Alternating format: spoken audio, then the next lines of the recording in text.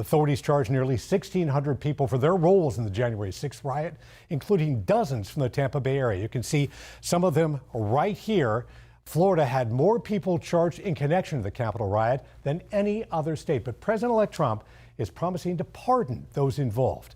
10 Tampa Bay's Miguel Octavio spoke with a man from Tampa who hopes to be among those pardoned. He was known as the man waving a Trump flag inside the U.S. Capitol. Allard Hodgkins of Tampa, now a convicted felon for his role in the Capitol riot 4 years ago. I would be indescribably honored and gracious if I was to be blessed with a pardon by President Trump. Donning this shirt, Hodgkins' support for President-elect Donald Trump remains unwavering. I do not regret supporting President Trump when he was in need at the time.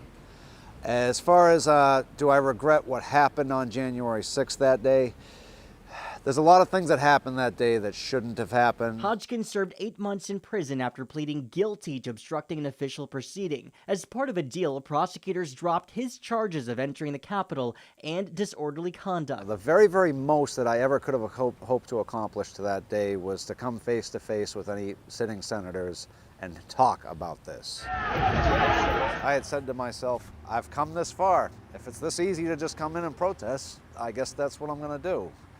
And then once I had gone in and wandered for a short period of time, next thing you know, I was right there in the middle of this U.S. Senate chamber. I asked if those charged with assaulting police officers should be pardoned. I really don't think that's for me to say.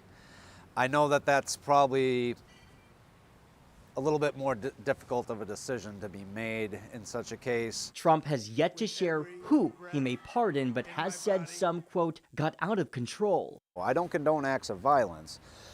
But I do need to reiterate that, what happened that day was the result, of a corrupt government. In Largo, Miguel Octavio, 10 Tampa Bay. The FBI says approximately 140 officers were assaulted at the Capitol 4 years ago.